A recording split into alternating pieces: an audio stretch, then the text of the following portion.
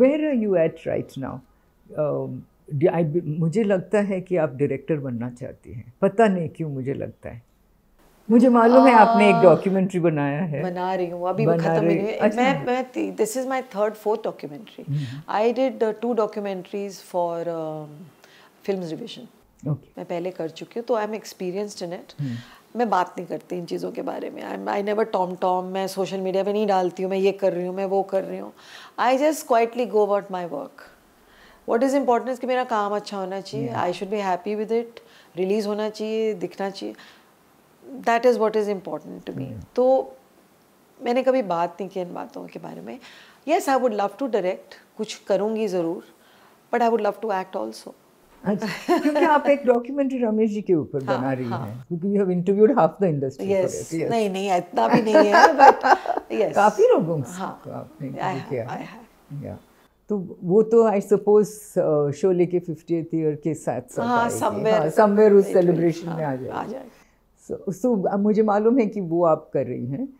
उसके अलावा भी आप कुछ सोच रही हैं? I am very active actually. Office में मैं काफ़ी एक्टिव हूँ। I sit on the story sessions, जो भी हम प्रोजेक्ट्स कर रहे हैं इस वक्त। I contribute as a writer literally. Would you like to assist Ramesh ji? क्या वो पिक्चर बनाने वाले? He is working on 1 or 2 ideas. He wants to do 1 film. अच्छा, एक और। Actually, he's quite excited about OTT also. You know, Mr. Sippy. जब television आया तो उन्होंने सीरियल किया। तो that is a medium he's been exploring. There is a serial he has worked on. Okay. And it's quite ready. 70% ready है। मतलब the writing part of it. When it's ready, I think he might shoot that also. But film, yes, definitely. It's more containable. It's easier. एक film और एक OTT पे दो चीज़ पे काम करें। Actually, film is still not happy with the scripts that he's been getting. Honestly speaking.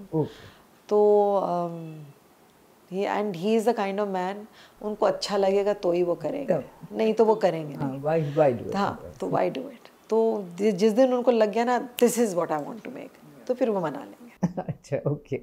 And I just wanted to ask you, after all these years of being with Ramesh Sippy, what are the films of his that you really like?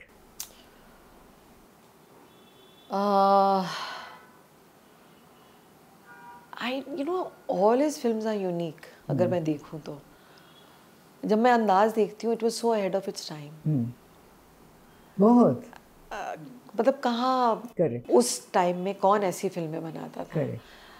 And Sagar में the romance is so beautiful. Some scenes of Kamal Haasan I can't get over. I mean I have cried literally. जब भी वो 1-2 scenes आते हैं तो I have cried. Shakti, my god, unbelievable. So I don't know, it's very difficult to choose कि आप कहें कि कौन सी फिल्म। तो मैं I don't know, every film उनकी, एक तो मिस्टर सिप्पी ने कभी अपने आप को रिपीट नहीं किया।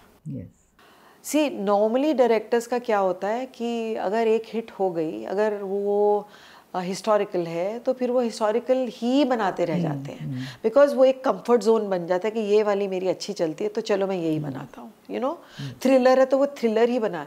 आप अगर रमेश सिप्पी का देखेंगे फिल्म, उनका देखेंगे तो you will see every film was different.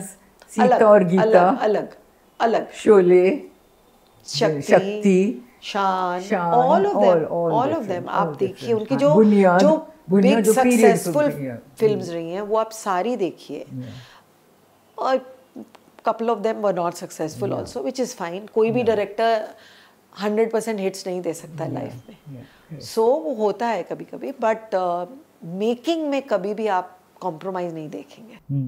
You know, you will always find the emotions are right.